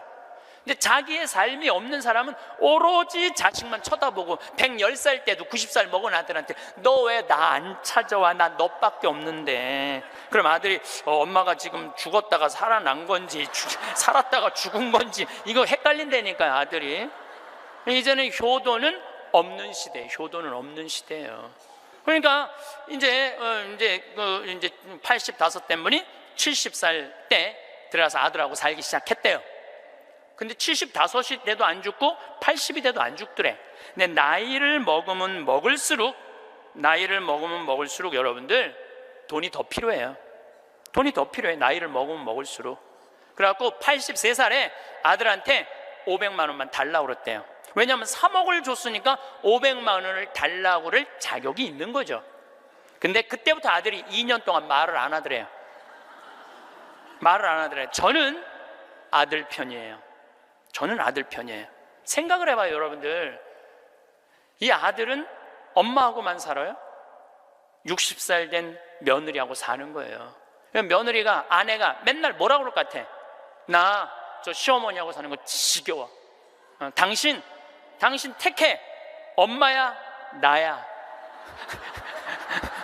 맨날 그래도 모시고 살아야지 어떻게 해? 지금 어머니 어딜 가라고 그런다고 맨날 이렇게 달래는 와중에 그런 상황도 모르고 500만 원 내놓으라 그러니까 이 아들이 엄마 쳐다보기가 싫은 거예요. 2년 동안 말을 안 하더래. 2년 동안. 여러분들, 한 집에 사는데 아들이 2년 동안 나 사람 취급 안 하고 말 안 하면 그 집에서 살고 싶겠어요? 살고 싶지 않죠. 그러니까 나이를 먹으면 또 어떤 문제가 있냐면 안 보이죠, 안 들리죠, 기억력 까무락까무락 거리죠, 여기 아프죠, 저기 아프죠. 그러면 그 입에서 나 행복하다, 나 기쁘다 이런 말 나올 것 같아요? 아이고 지겨워, 아이고 사는 거 힘들어 죽겠어, 차라리 죽는 게 나, 맨날 이 말 할 것 같아요. 좋은 소리도 여러 번 들으면 짜증나는데 지겹다, 죽겠다, 섭섭하다는 소리 10년 이상 들으면요 정말로 죽고 싶을 만큼 힘든 거예요. 그러니까 2년 동안 말 안 하는 거야. 이 할머니도 그 집에서 사는 게 너무 자존심이 상하는 거야. 그러니까 나한테 전화해갖고 신부님 생태마을 방 하나 달래는 거야. 와서 살겠다는 거야. 나 아직도 건강하다 이거예요. 85살이 그것도 알몸으로 와서 나하고 산다는 거야. 알몸으로. 아니 내가 20살이 나하고 와서 산다고 그래도 살까 말까 고민을 지금 해야 될 판국인데 85이 아들한테 3억 다 주고 나한테 와서 알몸으로 살겠다고. 할머니, 우리 생태마을은 피정집입니다. 그래서 할머니 드릴 방이 없습니다. 아니 내가 그 방 많은 거 아는데 왜 방이 그 많은 방이 비느냐 이거예요. 내놓으라는 거예요. 아니, 할머니 죄송하다고, 우리는 피정집이라 내년 지금 10월 달까지 지금 실질적으로 거의 예약이 끝났어요. 할머니 드릴 방이 없어, 죄송해요. 그러니까 아니 방송 보면 우리 노인들 마음을 가장 잘하는 분이 신부님인데 막상 통화해 보니까 보는 거하고 다르다 이거예요. 방송 보는 거하고. 그러면서 이 할머니가 마지막 전화기를 내려놓으면서 나한테 한 방을 먹이더라고. 뭐라고 그러냐면은 전화 막상 해보니까 신부님이나 내 아들이나 다를 바 하나도 없다고, 똑같다고 전화 끊는 거예요. 그러니까 이 할머니는 정말로 어디다 마음 둘 데가 단 한 군데도 없죠. 만약에 이 할머니가 3억을 그대로 가지고 있었다면 그 서름 안 받았을 거예요. 그 서름 안 받고 그냥 자기 인생 사는 거예요. 아들은 아들 인생 사는 거고. 그럼 서로 섭섭할 것도 없어. 원수 될 것도 없어요. 근데 뭐가 원수가 되는 줄 알아요? 줄 거 다 주고 원수가 된다니까. 줄 거 다 주고 해줄 도리 다 해고도 원수가 된다니까. 그러니까 자식한테 돈을 주는 게 아니에요. 주지 마세요. 이제 뭐하러 주세요, 자신을. 울산에서 한 할아버지가 전화를 했어요. 경찰서에. 작년에 신문에서 제가 읽은 내용이에요. 나 경찰한테 이렇게 얘기한 거, 두유 2개로 10일을 버텼다. 두유 2개로. 난 지금 죽을 것 같다. 나를 좀 살려줘라. 그래서 경찰이 가서 문을 따보니까 할아버지가 뼈밖에 안 남은 거야. 10일 동안 두유 2개로 먹었으니 뭐가 물 10일 먹은 거하고 똑같잖아요. 그래갖고 이 할아버지 뭐 누구 돌볼 사람 없나 했더니 할머니가 1년 전에 돌아가신 거야. 여기 우리 할아버지들 많이 와서 앉아 계신데 여러분들 오늘 강의 다 까먹어도 좋아. 정말로 다 까먹어. 이것만 안 까먹으면 돼요. 여러분들은 무슨 일이 있어도 할머니보다 하루 먼저 죽어야 돼. 무슨 일이 있어도 누구보다 먼저 죽어? 할머니 죽으려고 그러면 너 죽지 마. 나 죽기 전에 죽지 마. 그리고 먼저 죽어야 돼요. 그러니까 여기 효자 열보다요 악처 하나가 낫다니까요. 효자가 하루 종일 같이 있어줘요? 같이 잠자줘요? 못하는 거예요. 악처가 같이 밥 먹어주고 같이 있는 거예요. 그러니까 여기 오늘 할아버지들은 제발 할머니들 가슴 아픈 일 하지 마세요. 그냥 마누라가 시키는 대로 하고 사세요. 머리 깎으라 그러면 가서 머리 깎고, 목욕하라면 목욕하고, 내복 추우니까 내복 입으라면 내복 입고, 내복 벗으라면 벗고, 시키는 대로 하고 사세요. 시키는 대로. 근데 이 할머니가 1년 전에 돌아가신 거예요. 어떤 금술 좋은 할머니하고 할아버지하고 한 집에 살았어요. 근데 그날 오후 따라 할머니하고 할아버지하고 목욕을 깨끗하게 했어, 둘이서. 그리고 저녁을 맛있게 차려 먹었어. 그리고 저녁에 침대에 누웠는데 할머니가 옛날 생각이 나는 거야. 할아버지를 툭툭 치면서 여보 영감, 이렇게 깨끗이 씻고 맛있게 먹고 이렇게 침대에 누우니까 우리 신혼 생각난다. 당신 생각나? 신혼 때 당신이 이렇게 냉랭하지 않았어. 당신 신혼 때 잘 때 내 손 꼭 잡아주던 거 생각나 안 나? 딱 그런 거예요. 할아버지 가만히 생각해보니까 손을 잡아줘야 될 것 같은 거야. 그래서 할머니 손을 싹 잡았어요. 그랬더니 할머니가 여보 영감, 당신이 내 손 잡아주니까 너무 행복하다. 근데 당신 생각나? 당신 신혼 때 이렇게 내 손 잡는 걸로 끝내지 않았어. 당신 잘 때마다 꼭 내 볼에 뽀뽀해 주던 거 생각나 안 나? 딱 그런 거예요. 생각해보니까 뽀뽀도 해줘야 될 것 같은 거야. 그래서 할아버지가 할머니 손을 쫙 잡은 상태에서 고개를 돌려서 뽀뽀를 쪽 해줬어요. 근데 할머니가 너무 여보 영감, 당신이 내 볼에 뽀뽀해 주니까 나 세댁된 기분이야. 너무 행복하다. 여보 영감 너무 고마워. 근데 여보 영감, 당신 생각나? 당신 신혼 때 내 볼에 뽀뽀하는 걸로 끝내지 않았어.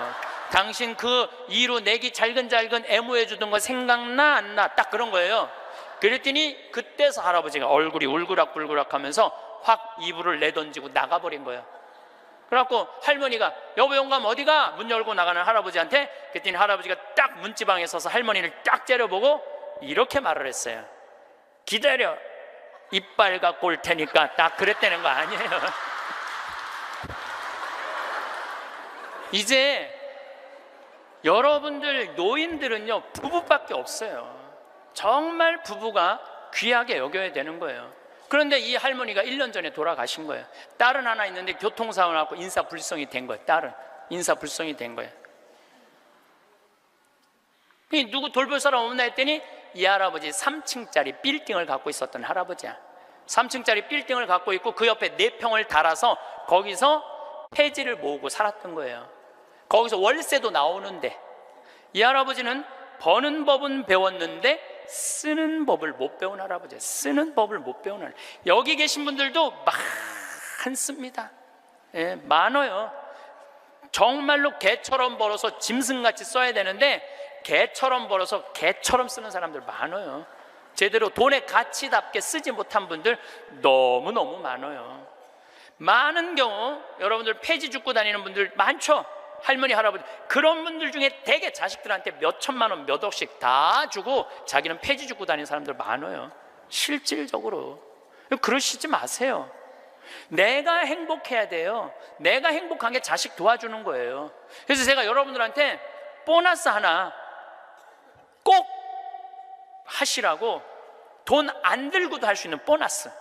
내년 나중에 얘기지만은 내년 3월 25일부터 4월 20일 사이에 여기 해화동 서울대학병원에 가세요.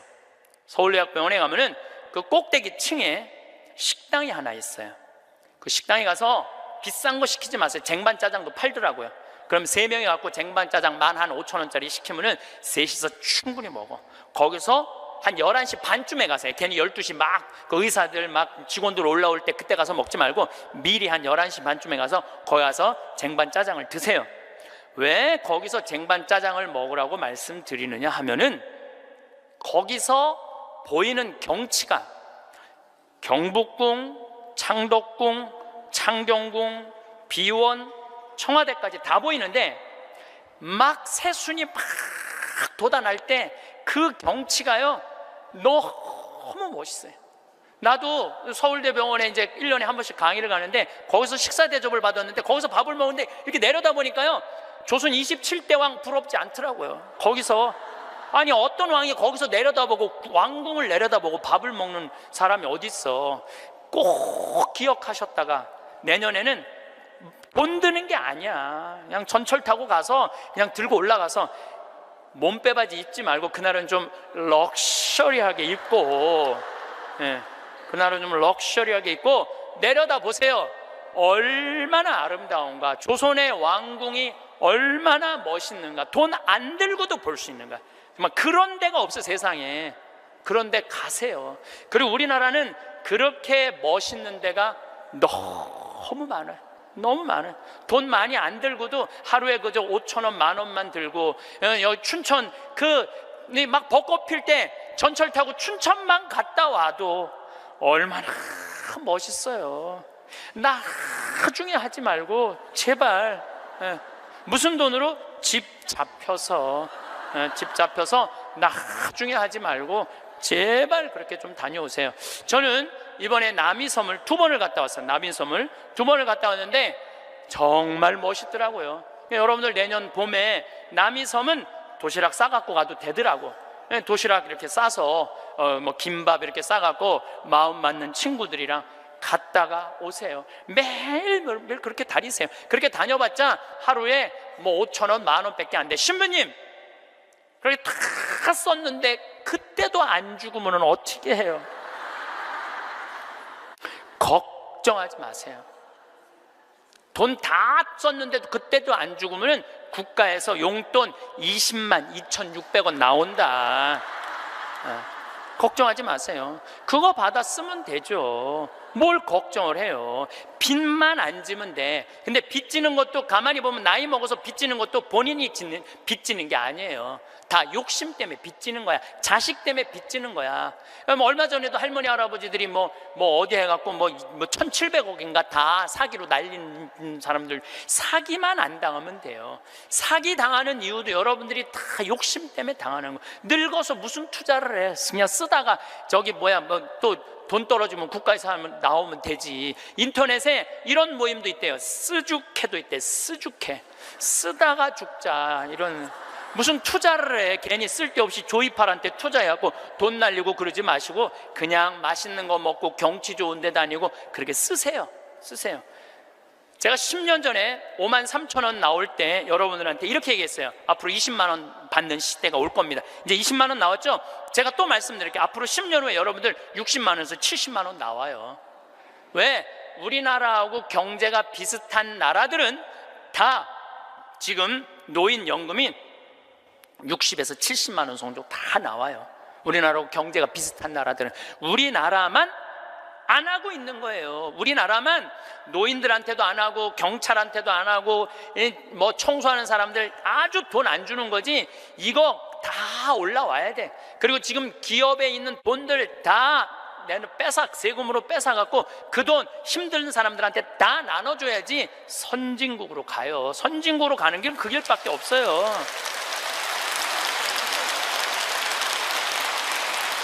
미국은 가보니까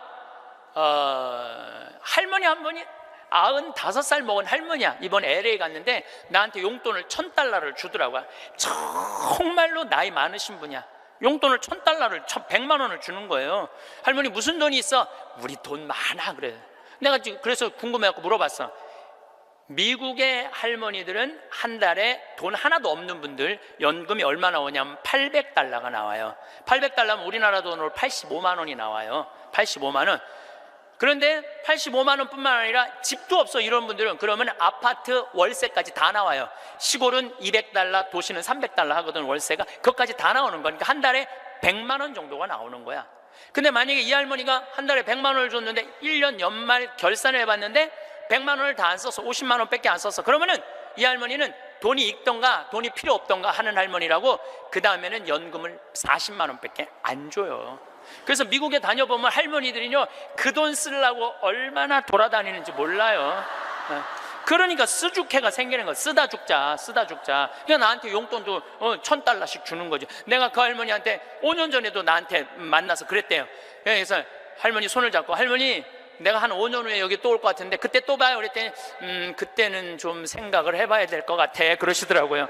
100살 때는 생각을 해봐야 되겠다 이거죠. $30,000가 통장에 넘었으면요 연금을 안 줘요. 미국도.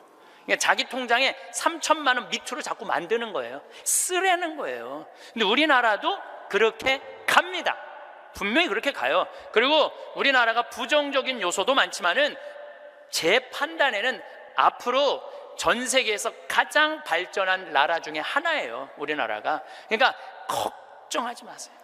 예수님이 걱정하지 말라고 해도 뭘 이렇게 쓸데없는 걱정을 많이 하고 그래.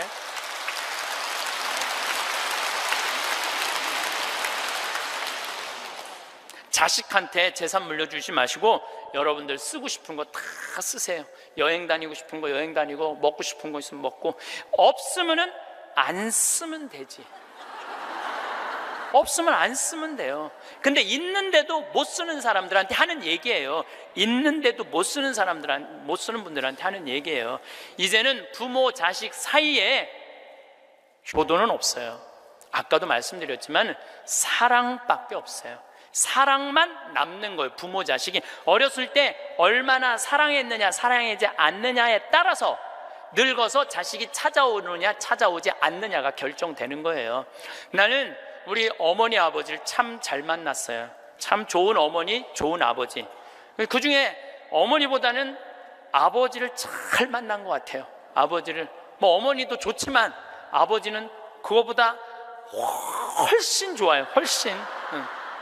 난 어렸을 때 아버지하고 매일 미꾸라지 잡으러 다니고 메뚜기 잡으러 다니고 도토리 밤 주스러 다녔던 기억이 참 많아요. 그리고 시험만 우리는 시험 못 봤다고 혼났던 적이 한 번도 없어. 그런데 어쨌든 시험만 끝나면 아버지가 짜장면을 사서, 초등학교 때 우리는 항상, 나는 한 달에 한 번은 아버지하고 짜장면을 먹으러 갔어요. 내가 2년 전에 우리 형이 둘이거든요. 형들한테 이제 무슨 같이 놀면서, 나 어렸을 때 아버지가 시험 끝나면 꼭 짜장면을 사줬어. 나 막내라 그렇게 사줬는 것 같아. 그랬더니 형들이 그러는 거예요. 너도 먹었냐? 우리도 시험 끝나면 꼭 먹었는데? 그러더라고요. 생각해보니까 열받더라고요. 나는 한 달에 한 번 먹고 아버지는 한 달에 3번씩이나 먹었던가 생각을 해보니까. 그러니까 어렸을 때 미꾸라지도 어떻게 잡았느냐면은, 논에 보면 웅덩이 있죠? 옆에 거기 물 다 퍼내. 아버지하고 바가지로 다 퍼내면 그 진흙 안에 미꾸라지 많아. 그럼 그거 탁 잡아다, 그 잡는 그 느낌이 얼마나 좋은지 몰라요. 미꾸라지가 진흙을 딱 잡으면은 미꾸라지가 꾸물쭉꾸물쭉하고 막 생기는 거 있잖아요. 우렁도 있고. 참 행복한 시절 보냈어요. 그러니까 이제 아버지를 생각하면은 참 마음이 따뜻해요. 아버지를 생각하면. 근데 중학교 3학년 때 내가 옥상에서 밤에 담배를 피고 있는데 어험 소리가 들리더라고. 어험 소리가. 고개를 돌려보니까 아버지 뒷모습이야. 아버지가 내 담배 피는 걸 보고 내려가신 거예요. 너무 미안하더라고요. 왜냐하면 나는 손찌검 한번 하신 적 없는 아버지인데, 그 좋은 아버지한테 담배 피는 모습을 중학교 3학년 아들이 보였으니 얼마나 미안해요. 그냥 아버지 쳐다보기가 정말로 얼굴을 들을 수가 없었어요. 근데 아버지가 하루가 지나도 말이 없고 이틀이 지나도 말이 없는 거야. 일주일이 지났는데도 말이 없으신 거예요. 그래서 난 이렇게 생각했어요. 깜깜해서 못 보셨나 보다. 이렇게 생각을 했어요. 근데 2주일이 됐는데 2주일째 누나가 나를 부르는 거예요. 막내야. 항상 저를 막내라고 부르거든요. 우리 집에서는. 막내야, 얘기 좀 하자. 그래, 얘기해. 그랬더니 너 담배 피니? 그러더라고요. 나 담배 펴. 왜냐하면 그때 제가 중학교 2학년, 3학년, 고등학교 1학년 거의 3년을 학교를 거의 안 다녔거든요. 뭐 여러 가지 몸이 안 좋아갖고 학교 안 다니니까 할 일이 뭐가 있어. 맨날 그냥 담배나 피고 앉아 있는 거죠. 학교 다니면 담배 필 시간 없지만 학교 안 다니니까 담배 필 시간이 얼마나 많아요. 맨날 담배나 피고 있는데 너 담배 피니? 그래서 나 담배 펴. 그랬더니 아버지가 나한테 얘기하더라. 너 건강도 안 좋은데 담배 끊었으면 좋겠다고. 그러니까 우리 아버지는 아들한테 이 얘기를 하고 싶은데 직접적으로 말하면은 서로 간에 충격이 있을 것 같은 생각을 하신 거예요. 그러니까 내하고 제일 친한 누나한테 얘기를 한 거죠. 그래서 아주 정중한 나한테 부탁을 해 오신 거죠. 그때 내가 받은 아버지에 대한 감동은요, 이거는 지금도 나는 아버지가 세상에서 제일 커요. 아버지가 세상에서 제일 큰 분이에요. 내 인생에 있어서. 그러니까 지금도 한 달에 한 번 아버지를 안 보면은 내가 못 견뎌요. 보고 싶어. 막 보고 싶어요. 그래서 나는 요즘은 11월, 12월 내 시간이 하나도 없어요. 아버지 만나러 갈 시간이 없어. 그래도 내일은 내가 수원에 강의가 있거든요. 우리 집이 수원이니까 내가 아침에 나오면서 전화했어요. 아버지 같이 밥 먹자고. 그러니까 아버지하고 밥을 먹고 아버지를 쳐다보고 있으면 내가 행복해. 우리 아버지는 나이가 85살이에요. 나는 해가 가면 갈수록 아버지가 더 좋아요. 해가 가면 갈수록. 나 시간 남은 수원 가서 여자 안 만나요. 아버지 만나지. 근데 아버지가 지난 10월 달에 우리 생태마을에 오셔서 산에 가셔서 산삼을 2뿌리를 캐갖고 오셨어요. 아들 준다고, 나 준다고 2뿌리를 캐갖고 오셨어요. 그런데 그런 거조차도 나는 오랫동안 기억에 남을 거예요. 우리 아버지는 지금 산에 가갖고 바위 틈에 그 꽃을, 산삼 잎을 보셔갖고 그걸 캐갖고 이 손마디보다 약간 두꺼운 걸 2개를 캐갖고 오셨는데, 지금도 나는 아버지가 90살이 되든 95살이 되든 100살이 되든 아버지를 보고 싶은 마음은 변함이 없을 거라고 생각을 해요. 아버지를 보고 싶은 마음은. 왜냐하면 너무너무 사랑하니까. 앞으로는 여러분들 펼쳐질 세상, 앞으로 펼쳐질 세상에 여러분들 자식한테 효도해라, 나 찾아와라 이런다고 자식이 찾아올 것 같아. 지금 부모 안 찾아가는 자식이 650만 명 중에 125만 명이 부모 안 찾아가요. 추억이 있어야지. 먹고 마시고 놀았던 기억이 있어야지. 늙은 아버지하고 먹고 마시고 노는 거예요. 성서 잘 묵상해 보세요. 내가 이거 첫째 시간, 이게 6강인데 첫째 시간에 먹고 마시고 노는 일이 얼마나 중요한지 아주 잘 설명을 해놨어요. 여러분들 그걸 한번 보세요. 예수님이야말로 우리를 진정으로 사랑하는 우리 진정한 왕이야. 정말 왕이 백성이랑 먹고 마시고 놀잖아요. 그럼 백성의 속마음을 다 알아요. 백성을 위로할 수 있는 거예요. 그러니까 우리의 왕이야말로, 요즘 대림절 지내시죠? 우리의 왕이야말로 진정한 왕이에요. 우리랑 먹고 마시고 노니까. 왕이 나하고 먹고 마시고 놀면 여러분 가슴 설레지 않아요? 우리나라 지금 임금이, 우리나라 지금 대통령이 백성들하고 여러분들하고 매일 먹고 마시고 놀면서 여러분들 속사정 이해해 준다 그러면은 그 대통령한테 목숨 바칠 것 같아, 안 바칠 것 같아? 대통령이 나하고 지금 청와대에서 와갖고 여러분들하고 여기 명동에서 같이 매일 먹고 마시고 놀면 목숨 바칠 것 같아, 안 바칠 것 같아요? 바치죠? 예수님한테 왜 목숨을, 여러분들 예수님한테 목숨 바치는 분들이죠? 우리의 임금이야말로 진정한 킹 오브 킹, 왕 중의 왕이다. 저는 요즘 이 먹고 마시고 노는 거 묵상하면서 예수님을 더 사랑하게 됐어요. 참 좋으신 분이에요. 해리 리버맨이라는 할아버지가 있어요. 이 할아버지는 나이가 몇 살이냐면은 104살에 돌아가셨어요. 미국, 원래는 유태인이야. 폴란드에서 너무너무 가난하게 살다가 어디로 갔느냐면은 미국으로 이민을 갔어. 가갖고 뭐 정말 일을 많이 했어. 제조업도 하고. 근데 이제 77살에 은퇴를 했어요. 돈도 많이 벌고. 그래갖고 이제 미국에도 노인정이 있어요. 매일 노인정에 가갖고 할 일이 없으니까 맨날 체스를 뒀어요. 근데 81살에 같이 체스 두던 친구가 아파갖고 안 나왔어. 안 나와갖고 하루 종일 멍 때리고 있는데 거기에 자원봉사자가, 할아버지 친구 안 나왔다고 하루 종일 가만히 앉아있지 말고 옆에 화실이 있는데 그 화실에 가서 그림 좀 공부 좀 해보고 그림 좀 그려보라고 그럽니다. 그랬더니 이 할아버지가 이런 말을 해요. 나는 태어나서 지금까지 단 한 번도 붓을 잡은 적이 없다. 먹고 살기 바쁜데 무슨 붓을 그리냐. 물감이 어떻게 생겼는지도 모르고 도화지, 캔버스가 어떻게 생겼는지도 모른다. 근데 내가 무슨 그림을 그리냐. 이 81살 나이에. 그래도 할아버지 한번 가서 구경이나 해보시라고. 그래서 할아버지를 살살 꼬셔서 화실에 갔어요. 근데 이 할아버지가 화실에 가서 붓을 보고 물감을 보고 캔버스를 보는 순간 어떤 생각이 들었느냐면은 어렸을 때 폴란드의 그 아름다운 경치를 그리고 싶었던 거야. 그래서 붓을 들어 그림을 그리기 시작을 했어요. 근데 이 할아버지가 색깔을 조합하고 그림을 그리는데 프랑스의 샤갈이라는 화가보다도 그림을 더 잘 그리는 거야. 그래서 이 할아버지 별명이 미국의 샤갈이에요. 그래서 이 할아버지가 뭐 배울 것도 없어. 기본적인 몇 가지만 하고부터 전시회를 했는데 101살까지 전시회를 해요. 근데 101살까지 전시회를 하는데 나이 먹으면 보통 전시회 하면은 동네에서 그런 식으로 하잖아요. 근데 이 할아버지는 그런 전시회가 아니야. 그런 전시회가 아니라 어떤 전시회냐면 미국의 모든 미술관이 와서 이 할아버지 그림을 소장하고 싶어서 경매를 할 정도로 유명한 전시회를 해요. 101살 때 20일에 전시회를 할 때 기자 400명이 모였대요. 기자들이 물어봤대요. 할아버지한테, 할아버지 어떻게 이렇게 20일에 걸쳐서 이 세계적인 그림을 그릴 수 있느냐고. 할아버지 대단하다고. 그랬더니 이 해리 리버맨이라는 할아버지가 이런 말을 해요. 나는 내 그림이 유명한지 안 유명한지 난 잘 모르겠다. 근데 나는 81살부터 101살까지 내 인생은 가장 찬란하고 가장 행복했다. 내가 이렇게 그림을 그리면서 내 101살까지 살 수 있었던 것은 내 인생의 최대의 축복이다. 그리고 이 할아버지는 104살에 세상을 떠나세요. 여기 계신 모든 분들 지금 안에 재능이 있을 것 같아요? 없을 것 같아요? 재능이 있어요.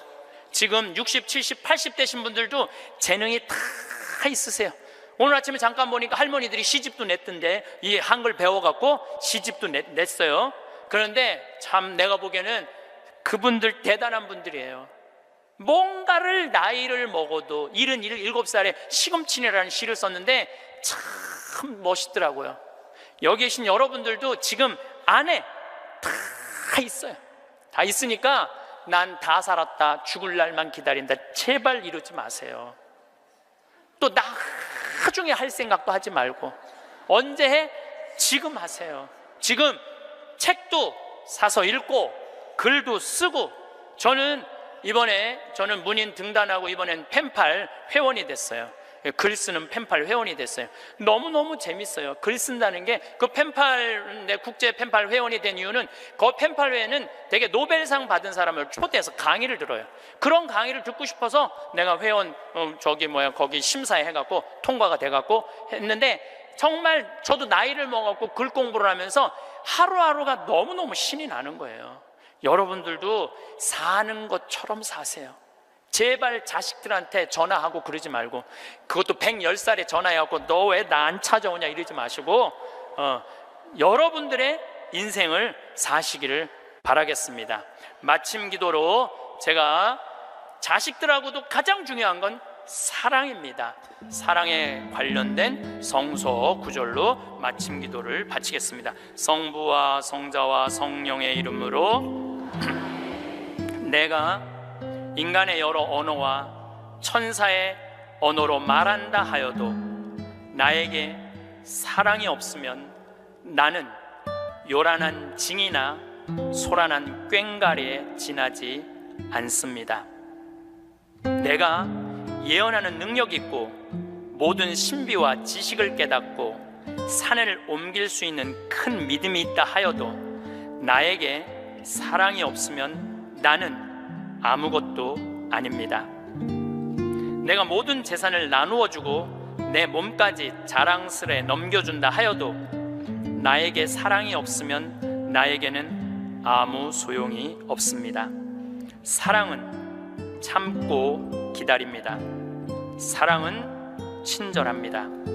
사랑은 시기하지 않고 뽐내지 않으며 교만하지 않습니다.